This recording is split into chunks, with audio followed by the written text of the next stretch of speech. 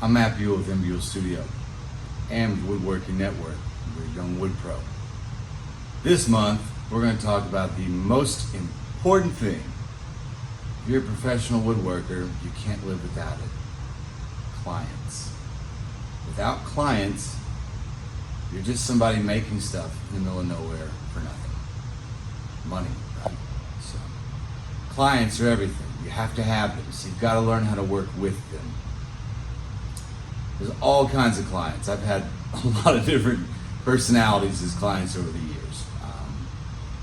For the most part these days, I just get a deposit and they just say, whenever it's done, let me know. Those are my favorite kinds of clients. I actually end up probably building it better and faster that way. No pressure plan. But clients are people. And so we can all be in different headspaces throughout life, kind of go through changes. And sometimes we're less patient or more patient than others. Now try and remember that it is really an exercise in human relations. So I'm going to give you a couple pointers, maybe even a strategic tip here and there about things that have helped me to be mindful of when I'm working with people, clients. The first one is a big one, contracts. I make everybody sign a work order contract before I take any money. And before I do that, I make sure every specification of the build is as gone through as possible so that everything is agreed upon up front before anyone signs a legal binding document. And a lot of people think contracts are really in place mostly to protect the clients, and they do. But over the years, I have tailored my contracts to also protect me. Contracts need to specify for a woodworker specifically that due dates can change based on machinery problems, medical emergencies, family emergencies. To me, it's okay that I protect me too. So that's a big one. Always use contracts. I even use them with close friends. It's just it creates legal boundary of what I'm responsible for and when I'm responsible for it. Therefore, there's never any discrepancies or disagreements to come into play.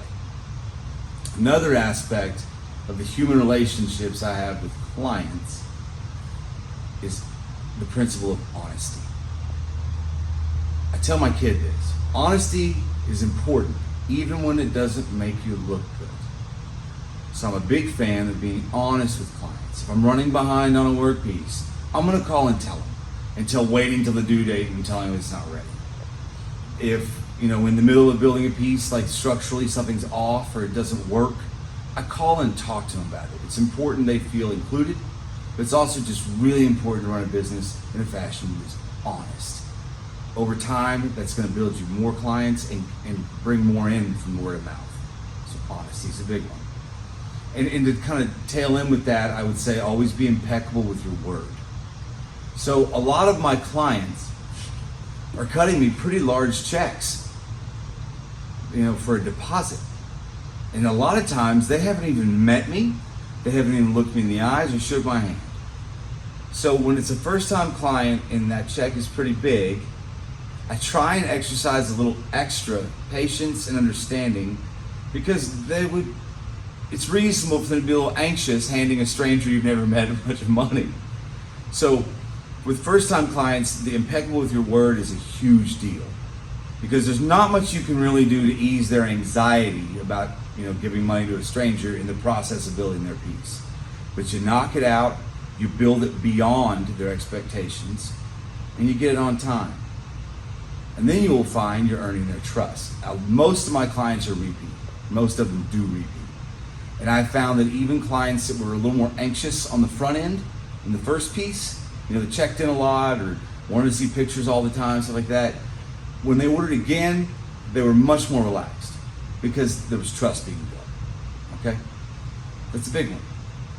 Another thing I want to talk to you about is flexibility.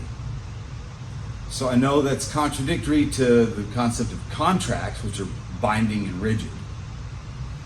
But you've got to remember, this is a human exercise. And sometimes you've got to be a little more flexible.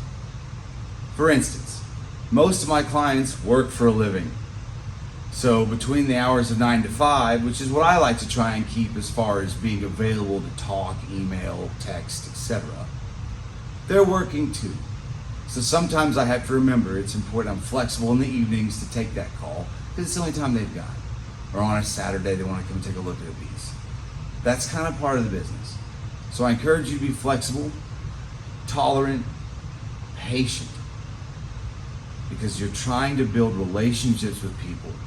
And I know that's not the fun part. The fun part is getting in here and building stuff. But without the people and their interest in your products and them spending money on your products, you're not building anything, not for long. So I encourage you to try and look at how you can be flexible. That does not mean you need to be a doormat though. Unfortunately, if your career ends up gaining longevity, you're going to come across a time where you're going to have a client that's probably just not going to be happy no matter what you do. And I hope you have that problem. It means you're doing something right because you've had lots of clients to get to it. I have found the best way to deal with that is to just cut, tie, and let it go with class. My need to be right or me giving into my anger when dealing with people never serves me well.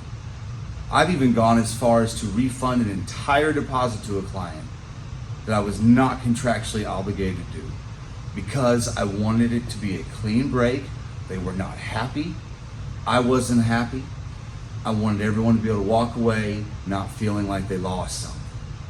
And that allowed it to be peaceful and I could just move on to the next piece. It's gonna happen. It doesn't mean you're not good at your job. Personal relations sometimes just don't work out. But I encourage you to walk away with class. All right, last little thing for you young ones out there. If you're not sure where to find a contract, you can Google stuff online. There is actually information about contracts for woodworking. Or go find some old pros like me. Talk to us. Email me, I'm fine with that. mbuellstudio@gmail.com. Ask. We've got a lot of experience. Learn from us instead of having to learn the hard way, you know? But yeah, just remember, it's an exercise in human relations.